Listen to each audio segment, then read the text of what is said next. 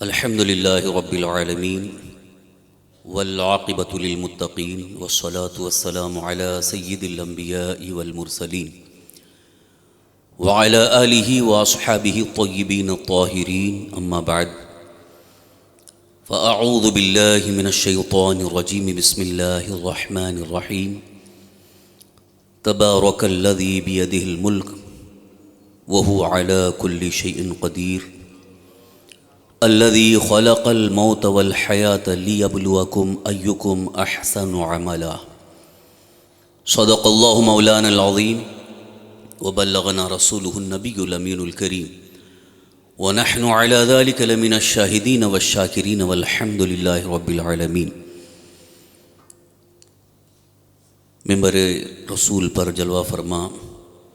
علماء ملت اسلامیہ، مبلغین سنی دعوت اسلامی و حاضرین سنی اجتماع، برادران اہل سنت، قابل احترام بزرگوں، دوستو، السلام علیکم ورحمۃ اللہ وبرکاتہ۔ حصول برکت کے لیے آئیے اور آپ مل کر بڑے ہی ادب و احترام، خلوص و محبت کے ساتھ بارگاہ رسالت مآب صلی اللہ تعالی وسلم میں ہدیہ درود و سلام پیش کر رہے ہیں۔ الصلاۃ والسلام علیک یا رسول اللہ، الصلاۃ والسلام علیک یا نبی اللہ، الصلاۃ والسلام علیک یا نور اللہ، وعلی آلک واصحابک یا حبیب اللہ صلی اللہ تعالی علیہ وسلم۔ بڑے خوش نصیب ہیں آپ کہ اللہ عز و جل اور اس کے حبیب صلی اللہ تعالی وسلم کا ذکر سننے کے لیے یہاں پر حاضر آئے ہیں۔ جہاں ذکر الہی، ذکر مصطفیٰ صلی اللہ تعالی وسلم ہوتا ہے، جہاں دینی تعلیم کا اہتمام ہوتا ہے، وہ مجلس جنت کی کیاری سے اسے تشبیہ دی گئی۔ حدیث پاک کا مفہوم کہ رسول اعظم صلی اللہ تعالی علیہ وآلہ وسلم نے ارشاد فرمایا کہ جنت کی کیاری سے گزرو تو اس میں چر لیا کرو۔ تو محدثین نے اس کی تشریح میں یہی فرمایا کہ علم کی مجلس وہ جنت کی کیاری ہے، اس کو بھی ریاض الجنہ کہا گیا۔ اس لیے میں نے کہا کہ آپ آئے تحریک سنی دعوت اسلامی کی دعوت پر لبیک کہتے ہوئے، اور جتنی دیر آپ یہاں پر بیٹھے رہیں گے ذکر خدا، ذکر مصطفیٰ صلی اللہ تعالی وسلم کرتے رہیں گے اور ساتھ ہی ساتھ دین سیکھتے رہیں گے تو انشاءاللہ آپ کی زندگی میں انقلاب پیدا ہوگا۔ آج پوری دنیا میں ہر انسان کو اپنی زندگی کی بہت زیادہ فکر ہے۔ شاید ہی کوئی ایسا عقل مند انسان ہوگا جو اپنی زندگی کی فکر نہیں کرتا۔ جو بھی عقل مند ہے وہ اپنی زندگی کی فکر ضرور کرتا ہے۔ دوسروں کی بھی فکریں ہوتی ہیں، لیکن اپنی زندگی کی فکر ہر ایک کو ہوتی ہے کہ میری لائف کیا، میری زندگی کیا، اور زندگی کو بہتر بنانے کے لیے حالات کے پیش نظر، ماحول کے اعتبار سے انسان اپنی اپنی طرح سے کوشش کرتا ہے۔ میں سمجھتا ہوں کہ آپ نے بھی کافی کوششیں کی ہوں گی اور کر رہے ہیں زندگی کو بہتر بنانے کے لیے، لیکن آپ جانتے ہیں کہ ہماری زندگی کا اصل مقصد کیا ہے اور زندگی کیسے بہتر بن سکتی ہے، زندگی کو بہتر بنانے کے اصول کیا ہو سکتے ہیں۔ دنیا کے بہت سارے قائدین نے لوگوں کو زندگی گزارنے کے الگ الگ طریقے بتائے، اور آج بہت سارے لوگ اپنے اپنے طرز کے مطابق زندگی گزارنے کی کوشش کر رہے ہیں، لیکن اکثر زندگی سے مایوس ہو جاتے ہیں، اس لیے کہ جو دنیاوی اعتبار سے بتائے گئے طریقے کے مطابق انسان زندگی گزارتا ہے، اور پھر جب زندگی کی زندگی کے آخری حصے میں پہنچ چکا ہوتا ہے تو اس وقت وہ بعد کے بارے میں سوچ کر کے مایوس ہو جاتا ہے کہ اب کیا، جتنی خواہشات تھیں وہ پوری ہو گئیں، جتنی آرزوئیں تھیں وہ پوری ہو گئیں، اب کیا؟ یہ مایوسی اس انسان کو ہاتھ آتی ہے جس کا تعلق اللہ کے کلام سے نہیں ہے۔ اللہ رب العزت کے مقدس کلام سے آپ کو یقیناً اس کا بہترین حل اور بہترین جواب بھی حاصل ہوگا کہ زندگی کو اللہ تبارک و تعالیٰ نے کیوں بنایا، زندگی کیوں بنائی گئی۔ قرآن کریم میں 29ویں پارے کی شروعات، جس کو سورہ ملک کہتے ہیں، جس کی بڑی فضیلت بھی ہے، اللہ تبارک و تعالیٰ کا ارشاد ہے تبارک الذی بیدہ الملک، برکت والی ہے وہ ذات جس کے قبضہ قدرت میں پورا ملک ہے۔ یعنی اللہ کے قبضہ قدرت میں ساری کائنات، بلکہ ہر چیز۔ تبارک الذی بیدہ الملک وہو علی کل شیء قدیر،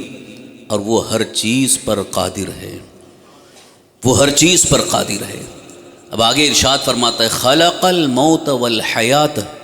لیبلوکم ایکم احسن عملا، اسی نے موت بھی پیدا فرمائی، زندگی بھی پیدا فرمائی۔ موت بھی اللہ نے پیدا فرمائی اور زندگی بھی اللہ نے پیدا فرمائی، اور وجہ اور سبب اللہ نے یوں ارشاد فرمائی لیبلوکم ایکم احسن عملا، کہ تاکہ تمہاری آزمائش ہو جائے کہ تم میں سب سے اچھے عمل والا کون ہے۔ زندگی اور موت کا ایک مقصد یہاں سے یہ ظاہر ہے کہ اللہ تعالیٰ نے دنیا میں اس لیے زندگی عطا فرمائی کہ تاکہ ہمارا عمل بہتر ہو، اور بہتر عمل اللہ کی بارگاہ میں ہم لے کر کے پہنچیں۔ یہی وجہ ہے کہ اللہ کے جتنے بھی مقدس بندے، اولیاء کاملین، بزرگان دین ہیں، وہ اپنی زندگی کو وہ دنیاوی اعتبار سے نہیں بلکہ وہ اللہ کی بارگاہ میں بہتر بنانے کی فکر کرتے ہیں۔ یہی اصل اصول ہے۔ جس نے بھی اپنی زندگی کو اللہ کی بارگاہ میں بہتر بنانے کی کوشش کی، اس کی زندگی بہتر ہوتی ہی چلی جاتی ہے، اور جو دنیاوی اعتبار سے بہتر بنانے کی کوشش کرتا ہے وہ وقتی طور پر لذتیں تو حاصل کر لیتا ہے، لیکن پھر وہ مایوس ہوتا ہے، اور پھر اس کی اپنی زندگی اس کے لیے بوجھ نظر آتی ہے۔ اسی لیے کئی بزرگان دین کے اقوال میں نے یہ پڑھے کہ زندگی کے گزارنے کا ایک بہتر اور اصول یہی ہے کہ اپنے لیے نہیں بلکہ اللہ کی رضا کے لیے، اللہ تعالیٰ کی بارگاہ میں بہتر ہو، وہ زندگی بنانے کی کوشش کریں، تو خود بخود دنیاوی معاملات ہمارے درست ہوتے چلے جائیں گے۔ یہ سب سے عظیم اصول ہے۔ شاید ہو سکتا ہو بہت سارے حضرات اس کی طرف توجہ نہ کیے ہوئے ہوں، آج سے آپ توجہ کریں اور پھر اپنے زندگی کے تمام معاملات کو اللہ کی بارگاہ میں بہتر بنانے کی کوشش کریں، خود بخود آپ کے تمام معاملات درست ہوتے نظر آئیں گے۔ یہ ایسا اصول ہے کہ اس کے متعلق بزرگان دین کی بارگاہ میں آپ سوال کریں تو وہ یہی کہیں گے کہ اس سے بہتر اصول آپ کو کہیں نہیں ملے گا۔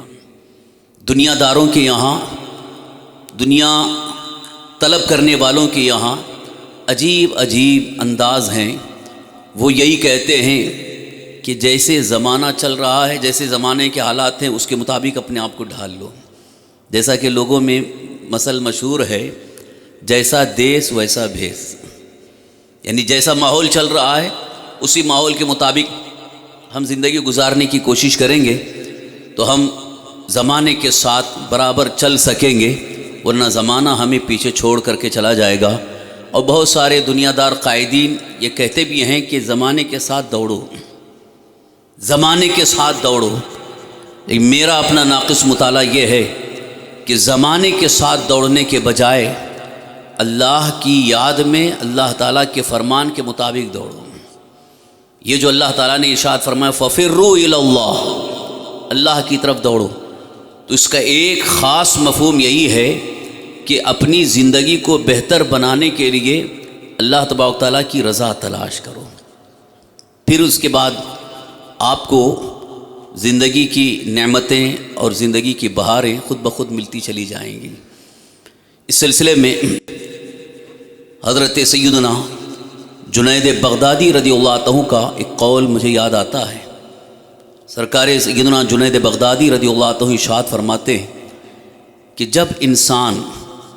زندگی گزارنے کی کوشش کرتا ہے اور اپنی زندگی کو بہتر بنانے کی کوشش کرتا ہے تو شیطان اس کا بہترین ساتھی بن کر کے اس کو زمانے کے حالات کے مطابق ڈھالنے کی کوشش کرتا ہے، اور پھر اس کو وہی چیزیں اچھی لگنے لگتی ہیں جو زمانے میں گزر رہی ہیں، جو زمانے کے حالات ہیں، اور انہی کے مطابق وہ اپنے آپ کو ڈھالنے کی کوشش کرتا ہے۔ کبھی کبھی تھوڑا سا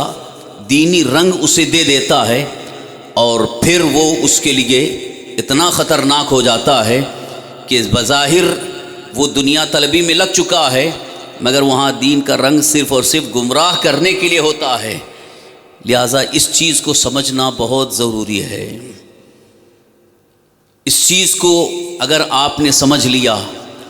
تو واقعی میں آپ کی زندگی بامقصد بھی ہوگی اور اللہ تبارک تعالیٰ کی بارگاہ میں بہتر ہوگی۔ یہ جو نقطہ میں عرض کر رہا ہوں وہ اس لیے کہ آج جیسے جیسے لوگ دین سے تھوڑا بہت قریب آنے لگتے ہیں تو ان کے اندر ایک خیال یہ آتا ہے کہ میں دین کے قریب ہو گیا ہوں، اب میرے پاس دولت آنا چاہیے، اب میں دین زیادہ سیکھ رہا ہوں، میرے پاس دولت کے انبار ہونا چاہیے، میرے پاس رہنے کے لیے آسائش کے سامان ہونا چاہیے، اور میں بڑی باعزت زندگی گزاروں، کوئی تکلیف میرے قریب نہ آئے، کوئی مصیبت نہ آئے، کہیں کسی ظلم کا شکار نہ ہو، ساری چیزوں کی سہولیات مجھے ملتی رہیں اور پھر میری زندگی بڑی اچھی نظر آئے۔ یہ شیطان کا بہت بڑا دھوکہ ہے، یہی شیطان کا بہت بڑا دھوکہ ہے۔ انسان کو کبھی کبھی نیکیوں کے راستے سے وہ اللہ سے دور کرنے کی کوشش کرتا ہے، نیکیوں کے راستے پر لا کر کے بھی اللہ تبارک تعالیٰ سے دور کرنے کی کوشش کرتا ہے۔ یہ بڑا خطرناک موڑ ہے اور یہ بڑا خطرناک مرحلہ ہے۔ یہاں پر بچنے کے لیے اللہ کے محبوب بندوں کے نقش قدم پر چلنا اور ان کے دامن سے وابستہ ہونا ضروری ہے، اور ان کی بارگاہ میں بیٹھنا، ان کی محفل میں بیٹھنا ضروری ہے تاکہ وہ ہمارے دلوں کو سنبھال لیں۔ حضرات، وقت نہیں ہے اس کو میں کچھ تفصیل کے ساتھ عرض کروں تو شاید آپ کو یہ بات محسوس ہو کہ ہم نے کبھی اس کی طرف توجہ نہ کی ہے۔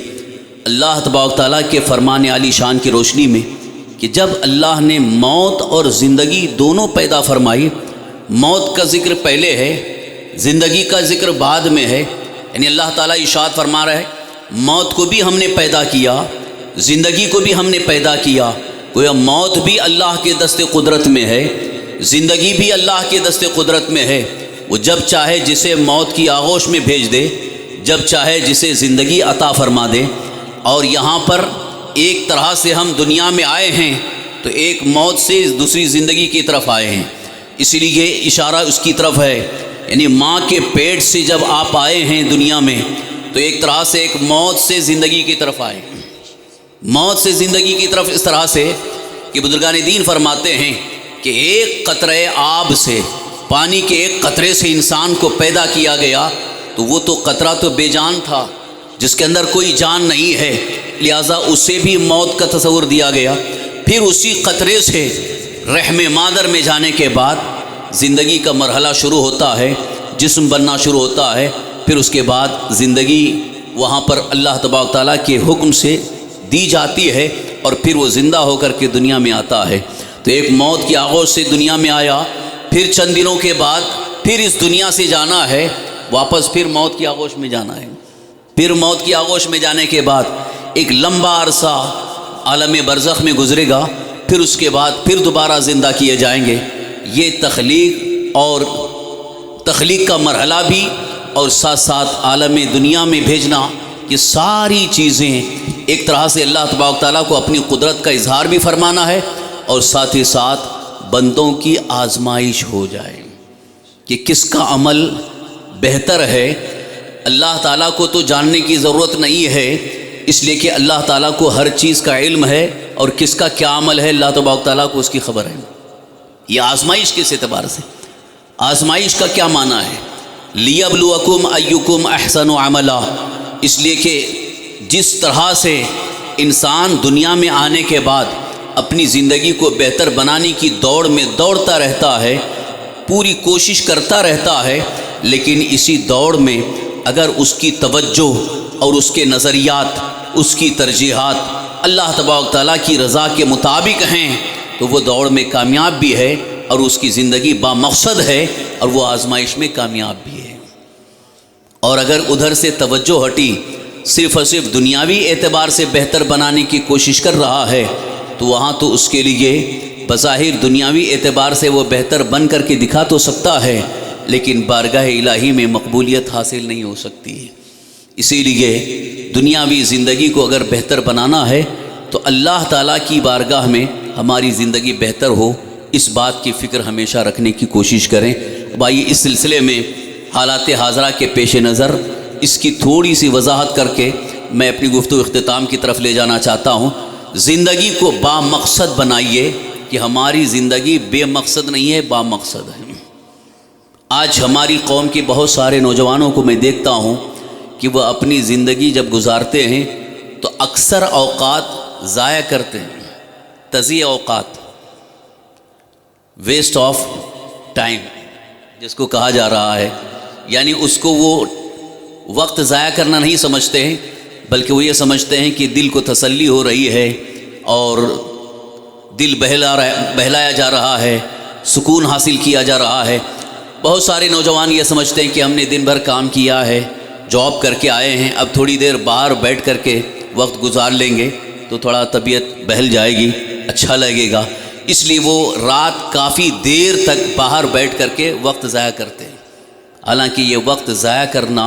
ان کے حق میں بہت زیادہ نقصان دہ ہے۔ اسی لیے اللہ کے حبیب سرکار دو عالم صلی اللہ تعالی وسلم کی ایک حدیث پاک ہے کہ انسان کے اسلام کا حسن یہ ہے کہ اس چیز کو چھوڑ دے جو لا یعنی ہو،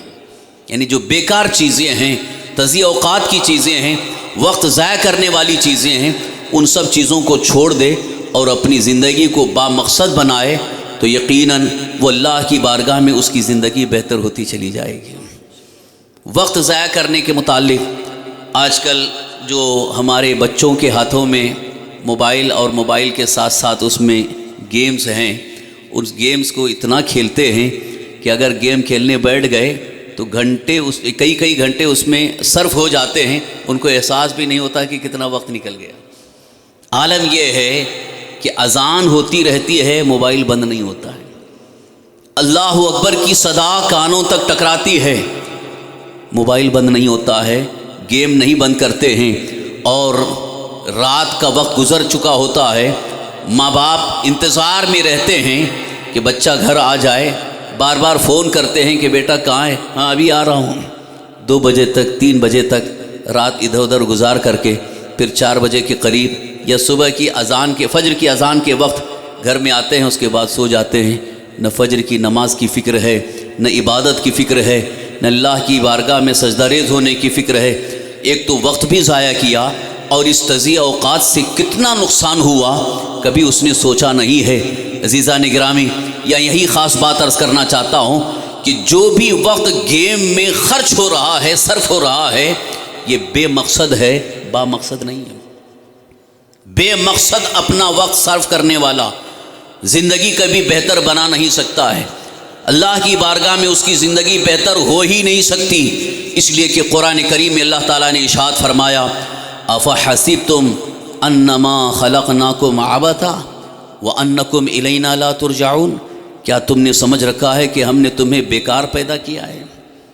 ہم نے تمہیں پیدا کیا ہے تو ایسے ہی بیکار وقت ضائع کرنے کے لیے؟ کیا تمہیں ہماری بارگاہ کی طرف واپس لوٹ کر کے نہیں آنا؟ وَأَنَّكُمْ إِلَيْنَا لَا تُرْجَعُونَ، لہٰذا پہلے یہ ذہن میں بات رہے کہ ہم دنیا میں جو کچھ بھی کر رہے ہیں اس کا حساب دینے کے لیے اللہ کی بارگاہ میں واپس پہنچنا ہے، وہاں حساب دینا ہوگا، زندگی کے تمام معاملات کا حساب دینا ہوگا، لہٰذا جو وقت ضائع کر رہے ہیں انہیں اللہ کی بارگاہ میں اس کا حساب دینا ہے۔ اس لیے میں اپنے تمام نوجوان ساتھیوں سے، اپنے بھائیوں سے، اپنے بچوں سے گزارش کرتا ہوں کہ وقت ضائع نہ کرو، جتنا وقت آپ کو مل رہا ہے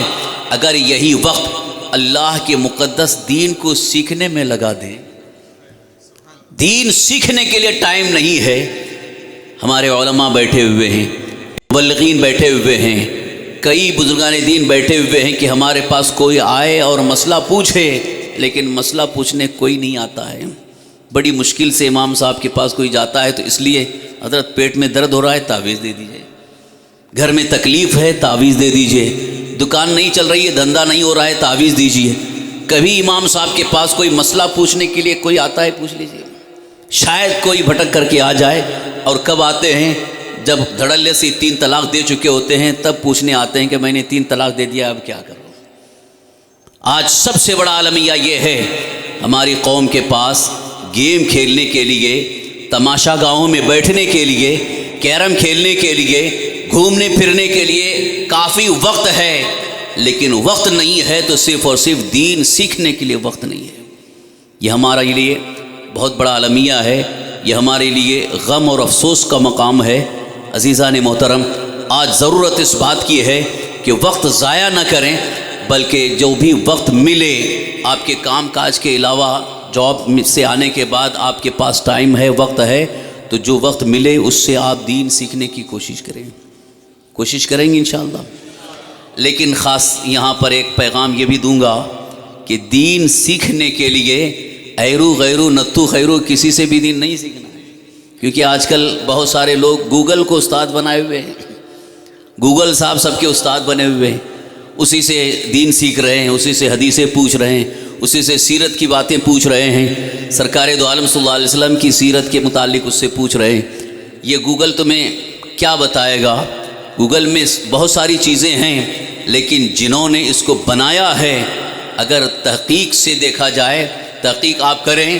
تو آپ کو پتہ چلے گا کہ یہ ان لوگوں نے بنایا ہے جو بے ایمان تھے، جن کا ایمان ہی نہیں ہے. اب آپ اندازہ لگائیے کہ انہوں نے کیا کیا اس کے اندر چیزیں رکھی ہوں گی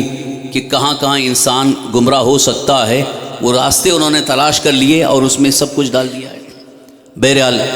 وقت ضائع کرنے سے بچنا ہے اور دین سیکھنا ہے تو اس بات کی کوشش کریں کہ علماء اہل سنت سے دین سیکھیں. الحمدللہ عالمی تحریک سنی دعوت اسلامی کے زیر اہتمام مختلف علاقے میں ہمارے علماء مبلغین سنی دعوت اسلامی درس کے طور پر آپ کے لیے اہتمام کر رہے ہیں تاکہ آپ درس میں آئیں، وہاں دین سیکھنے کا موقع ملے. روزانہ ہی نہیں تو کم سے کم ہفتے میں ایک بار تو آ سکتے ہیں. ہفتے میں ایک بار آ کر کے آپ اللہ کے مقدس دین کو سیکھنے کی کوشش کریں. وقت ضائع کرنے سے بچیں، کیونکہ وقت ضائع کرنے والا وہ اپنی زندگی کو کبھی بہتر بنا نہیں سکتا ہے. اب ایک آخری بات یہ بھی عرض کروں، گیم کھیل کر کے جو بچے وقت ضائع کرتے ہیں، آج انہیں اس بات کا احساس نہیں ہے کہ کتنا وقت ضائع ہو رہا ہے. اور ماں باپ بھی یہ سوچتے ہیں کہ بچہ ہے، جانے دو، کھیلنے دو، تھوڑا بہت اس کو گیم کھیلے گا تو تسلی ہو جائے گی، بہت پڑھا ہے. آپ کو حیرت ہوگی یہ سن کر کے، جتنے گیم آج انٹرنیٹ پہ آپ کو ملتے ہیں، موبائل گیمز، یہ سب سے پہلے گیم بنانے والے یہودی ہیں. یہودیوں نے گیم بنا کر کے آپ تک پہنچا دیا ہے. اور یہ تحقیق ہے کہ اسرائیل میں کوئی بچہ گیم نہیں کھیلتا ہے. اسرائیل کے اندر کوئی بچہ گیم نہیں کھیلتا ہے، جو یہودیوں کا ایک چھوٹا سا ملک ہے،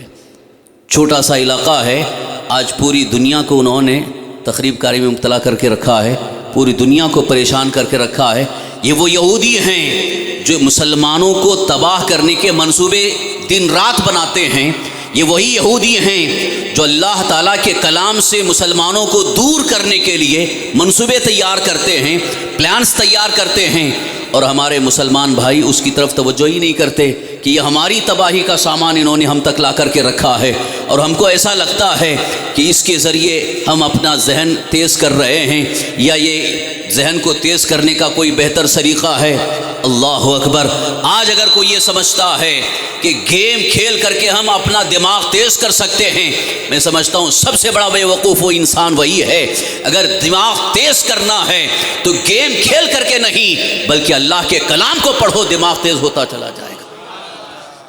قرآن مقدس کی تلاوت جو زیادہ سے زیادہ کرتا ہے، اللہ تعالیٰ اس کے دماغ کے اندر قوت فہم عطا فرماتا ہے۔ کئی بزرگان دین کے اقوال ہیں، فرماتے ہیں کہ جس شخص کو مسواک کرنے کی اور تلاوت قرآن کی عادت ہو جائے، بوڑھا ہو جائے گا لیکن اس کا حافظہ مضبوط رہے گا، اس کی یادداشت مضبوط رہے گی، بھولنے کی کیفیت ختم ہوتی چلی جائے گی۔ لیکن افسوس یہ ہے کہ آج کل لوگ قرآن کریم کی تلاوت کو ذریعہ نہیں بنا رہے ہیں، بلکہ گیم کھیلنے کو ذریعہ بنا رہے ہیں۔ کچھ لوگوں نے معمہ بھرنے کو یہ کہا کہ اس سے دماغ تیز ہوتا ہے، وقت ضائع کرنا ہے، لہذا اس سے بہتر یہ ہے کہ قرآن مقدس کو پڑھو اور پڑھنے کے ساتھ ساتھ آیات قرآنیہ کو سمجھنے کی کوشش کرو اور قرآن مقدس کی آیات میں غور کرو۔ جیسے آپ غور کرنے لگتے ہیں، اللہ تبارک و تعالیٰ ذہن کے اندر قوت عطا فرماتا ہے۔ میں کئی مرتبہ اس سلسلے میں مستقل طور پر ایک ٹاپک کے طور پر گفتگو کر چکا ہوں کہ ہماری قوم کے وہ بچے جو اسٹوڈنٹس ہیں کالج کے، یونیورسٹی کے، خاص طور پر جو سائنس کے اسٹوڈنٹ ہیں، ان کو میرا مشورہ یہ ہے کہ اللہ نے آپ کو دماغ دیا ہے اور سائنس اور ٹیکنالوجی میں آپ محنت کر رہے ہیں، تو میرا مشورہ یہ ہے کہ صبح شام آپ قرآن مقدس کی تلاوت کثرت سے کرو اور قرآن کریم کی آیات میں غور کرو۔ آج کے سارے سائنٹسٹ آپ کے نیچے ہوں گے اور آپ ترقی پر ہوں گے، اس لیے کہ قرآن مقدس سے جسے روشنی ملتی ہے وہ دنیا دار کو وہ روشنی نہیں مل سکتی۔ آج جتنے سائنٹسٹ، جتنے سائنسدان اور میڈیکل سائنس کے ماہرین آج ترقی کی راہوں پر گامزن ہیں، ان کو بساط کہاں سے ملی، انہیں بنیاد اور بیس کہاں سے ملی؟ قرآن کریم سے ملی۔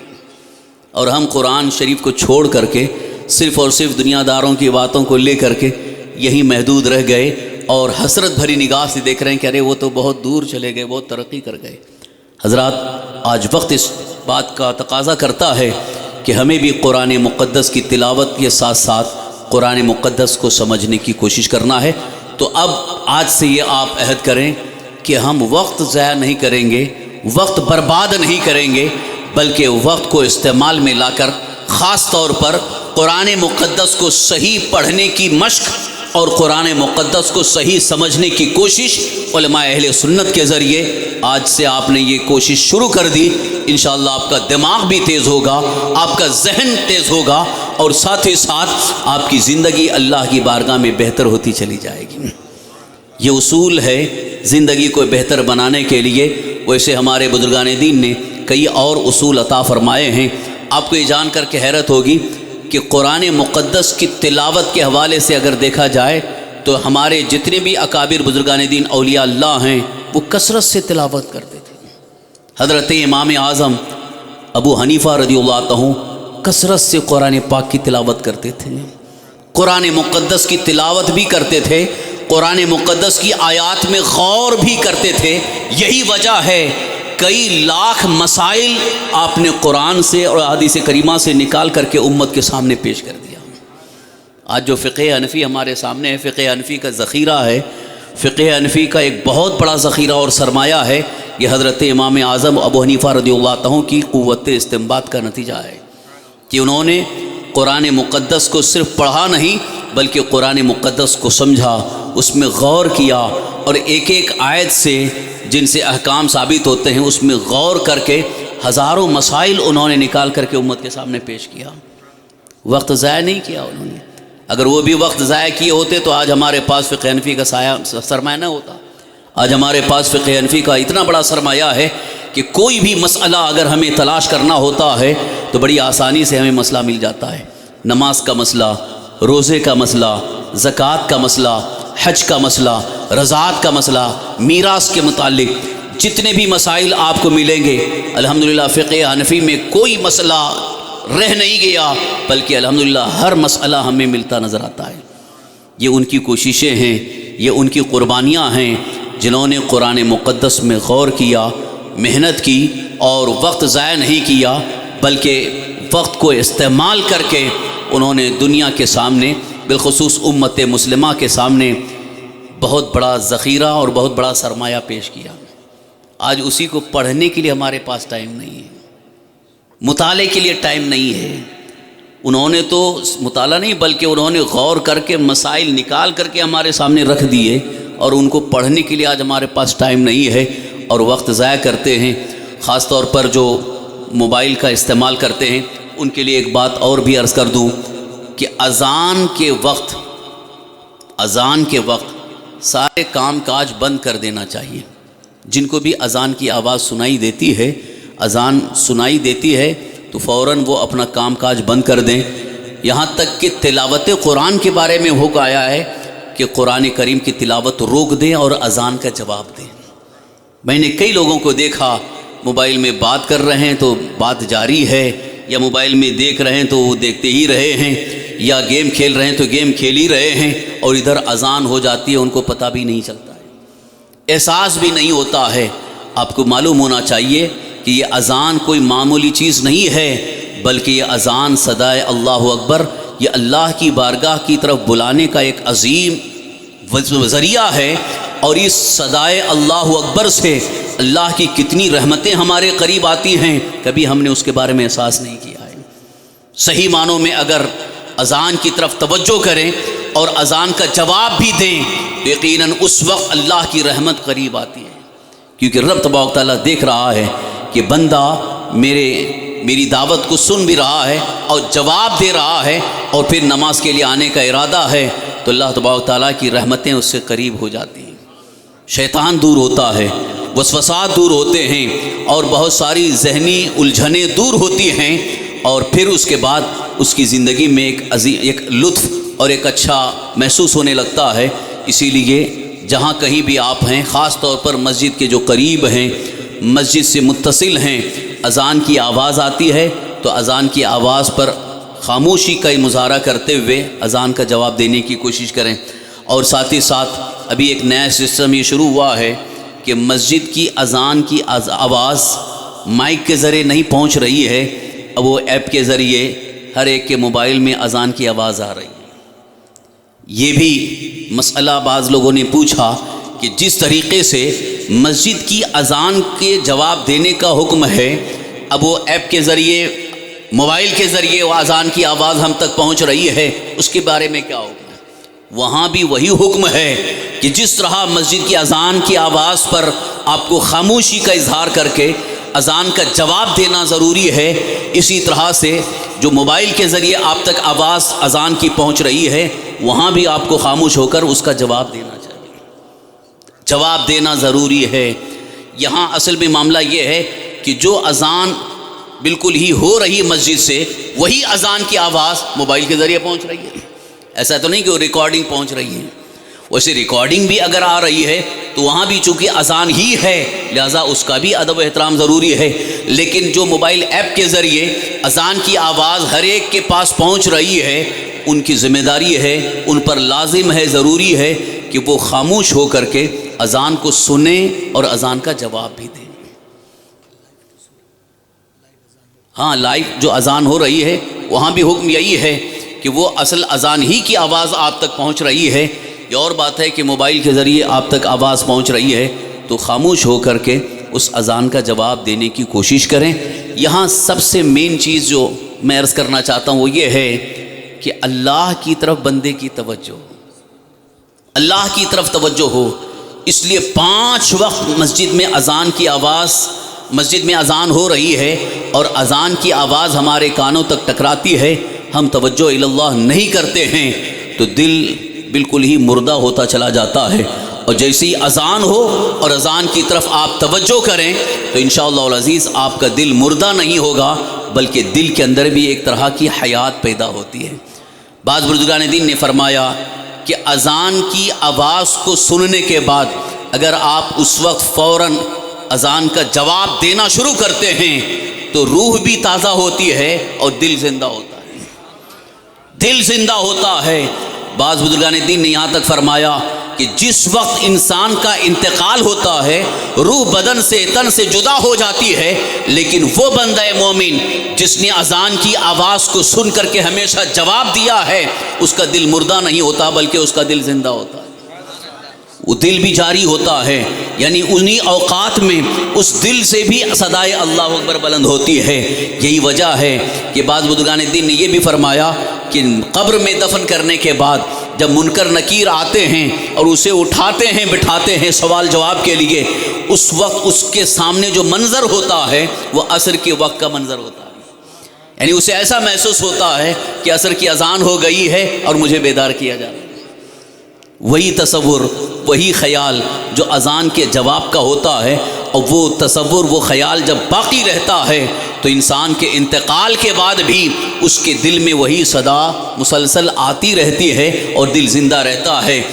اور اس کا ایک بڑا فائدہ یہ بھی ہوگا کہ منکر نکیر کا جو سوال ہوگا، سوال کے جواب بھی آسان ہو جائیں گے، جواب آسان ہو جائے گا، زبان پر جواب جاری ہو جائے گا۔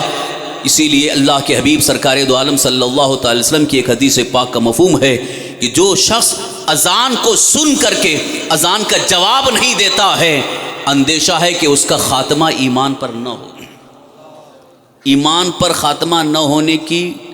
کا اندیشہ ہے، ڈر ہے، خوف ہے کہ ہو سکتا ہو کسی اور عقیدے پر اس کا انتقال ہو جائے، اور یہ بہت بڑی محرومی ہے، یہ بہت بڑی محرومی ہے۔ لہٰذا ہمیشہ اس بات کا خیال رکھیں کہ اذان کا جواب بھی صحیح طریقے سے دیں، اور اذان کے وقت ہماری توجہ اللہ تعالیٰ کی طرف ہو جائے تو دل زندہ بھی ہو جاتا ہے۔ اور ایک بات ذہن میں آ گئی، اس لیے عرض کر رہا ہوں کہ بعض لوگوں نے موبائل میں اذان کی آواز یا اللہ اکبر یہ رنگ ٹون میں رکھا ہے،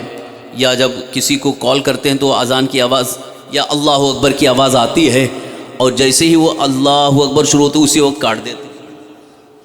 یعنی لفظ اللہ اکبر پورا ہوتا بھی نہیں ہے اور پہلے ہی کاٹ دیتے ہیں۔ تو ایک طرح سے ایک نفرت کا اظہار ہو رہا ہے، یا تو رکھو ہی نہیں، یا اگر رکھو تو اس کا اہتمام کرو، اس کی طرف توجہ ہو کہ ہم اللہ کا ذکر سنیں بھی اور اللہ تبارک تعالیٰ کی طرف توجہ بھی ہو۔ ایسا نہ ہو کہ اس طرح سے ایک طرح سے نفرت کا اظہار ہو تو پھر اللہ تعالیٰ کی ناراضگی مول لینا ہو، اور یہ بہت بڑی محرومی ہوگی۔ یہی میں نے شروع میں اس لیے عرض کیا کہ آج ہم اپنی زندگی کو دنیاوی اعتبار سے بہتر بنانے کی فکر تو کر رہے ہیں، لیکن اللہ کی بارگاہ میں بہتر بنانے کی فکر نہیں ہے۔ اللہ کی بارگاہ میں بہتر بنانے کی فکر کرنا یہ ہماری ذمہ داری ہے۔ اب اس سلسلے میں بس ایک آخری بات عرض کر کے گفتگو ختم کر رہا ہوں کہ اللہ کی بارگاہ میں بہتر بنانے کی کوشش یہ ہمارے لیے بہتر ہے، اور دنیاوی اعتبار سے بہتر بنانے کے لیے جیسا کہ آج ہم سوچتے ہیں، بہت سارے نوجوان یہ سوچتے ہیں کہ ہمارا چہرہ خوبصورت نظر آ جائے، بال ہمارے اچھی نظر آئیں، کپڑا ہمارا اچھا ہو۔ ٹھیک ہے، حسن جمال کا اظہار بھی ایک طرح سے اچھی بات ہے، توجہ کے ساتھ سنیے۔ ہماری جو دنیاوی زندگی کی بہت ساری ضروریات ہیں، ان ضروریات میں ایک چیز یہ بھی ہے کہ ہم میں سے ہر شخص یہ چاہتا ہے کہ ہمارا چہرہ خوبصورت ہو جائے، دیکھنے والوں کو اچھا لگے، بال اچھے ہوں۔ اسی لیے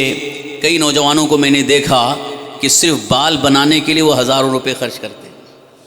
عورتوں کا تو معاملہ الگ ہی ہے، اس میں تو کچھ کہنے کی بات ہی نہیں ہے، وہ کہاں کہاں جا کر کے اپنے بالوں کو کیا سنوارنے کے لیے ہزاروں لاکھوں روپے خرچ کرتے ہیں۔ اس میں فضول خرچیاں بھی ہو رہی ہیں، فضول خرچی کرنے والے شیطان کے بھائی ہیں، ان کی زندگی اللہ کی بارگاہ میں بہتر نہیں ہوگی۔ تو آج ہم اپنی دنیاوی زندگی کو بہتر بنانے کے لیے کیا کیا کوششیں کرتے ہیں؟ چہرہ خوبصورت بنانے کے لیے کہاں جاتے ہیں؟ چہرہ خوبصورت بنانے کے لیے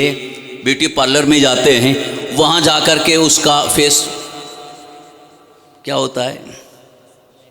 میک اپ ہوتا ہے۔ یعنی انسان اپنا چہرہ بہتر بنانے کے لیے، خوبصورت بنانے کے لیے، چاہے کتنا ہی کالا کیوں نہ ہو، وہاں خوبصورت بنانے کے لیے اس کے پاس بہت ساری چیزیں ہیں۔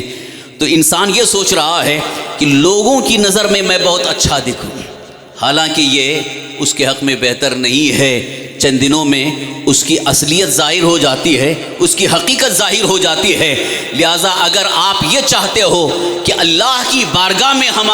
ہماری زندگی بہتر ہو جائے، اس کے لیے اللہ کے حبیب سرکار دو عالم صلی اللہ علیہ وسلم نے ایک بہترین اصول عطا فرمایا ہے۔ اگر یہ چاہتے ہو کہ ہماری زندگی اللہ کی بارگاہ میں بہتر ہو جائے تو چہروں کو بہتر بنانے کی فکر نہ کرو، دل کو بہتر بنانے کی فکر کرو۔ اللہ کے حبیب سرکار دو عالم صلی اللہ علیہ وسلم ارشاد فرماتے ہیں، اللہ تعالیٰ تمہارے چہروں کو نہیں دیکھتا ہے، اللہ تمہارے دلوں کو دیکھتا ہے۔ جس کا دل سنور گیا اس کی زندگی بہتر ہو گئی، اور جس کا دل بگڑ گیا ہے، چاہے کتنا ہی وہ خوبصورت اپنے آپ کو بنا رہا ہے اور اچھے اچھے بالوں میں اچھے اچھے کلر لگا رہا ہے، کپڑے عمدہ پہن رہا ہے، لیکن دل گندا ہے، یقیناً وہ اللہ کی بارگاہ میں اس کی زندگی بہتر نہیں ہوگی۔ اسی لیے حدیث پاک اللہ کے حبیب سرور کائنات صلی اللہ تعالی وسلم کی ہے، حضور صلی اللہ علیہ وسلم ارشاد فرماتے ہیں، ان فی الجسد مضغۃ اذا صلحت صلح الجسد کلہ واذا فسدت فسد الجسد کلہ الا وہی القلب۔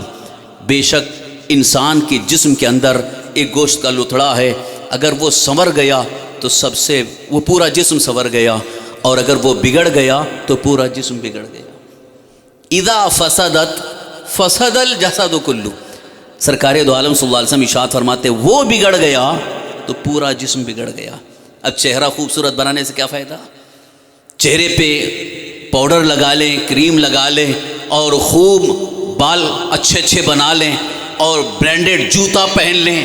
1.5 لاکھ کا موبائل ہاتھ میں لے کر کے دنیا والوں کی نظر میں اپنے آپ کو بہتر بنانے کے لیے اتنی فکر ہے، اتنی کوششیں ہیں، جبکہ معلوم یہ ہے کہ اسی دنیا سے جاتے وقت، دنیا سے جانے کے بعد جب روح بدن سے جدا ہو جاتی ہے، برانڈڈ کوئی چیز کام نہیں آتی ہے، نہ موبائل کام آتا ہے، نہ یہ چہرے کی خوبصورتی کام آتی ہے، نہ بنایا ہوا جسم کام آتا ہے، بلکہ اس وقت دنیا سے جانے کے بعد ہمارے کام آنے والی چیز وہ ہمارا دل ہے، جس دل کے اندر ایمان ہو، اللہ اور اس کے رسول کی محبت ہو، اعمال صالحہ کی برکت ہو، یقیناً قبر کے اندر بھی وہ دل روشن ہوتا چلا جائے گا۔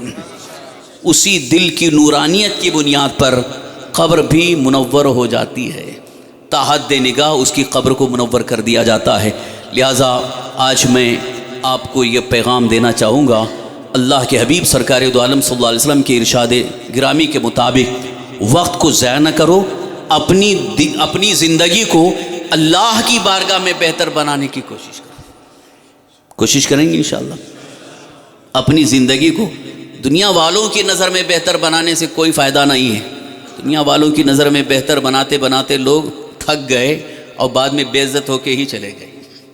بے عزت ہو کے چلے گئے، ذلیل و رسوا ہو کر کے چلے گئے، ان کا نام و نشان مٹ گیا۔ جن لوگوں نے اللہ کی بارگاہ میں زندگی بہتر بنانے کی کوشش کی وہ عزت کے ساتھ رہے، عزت کے ساتھ دنیا سے گئے، لاکھوں ان کے جنازے میں موجود رہے، اور آج قبر کے اندر ہیں تب بھی اللہ نے انہیں عزت عطا فرمائی۔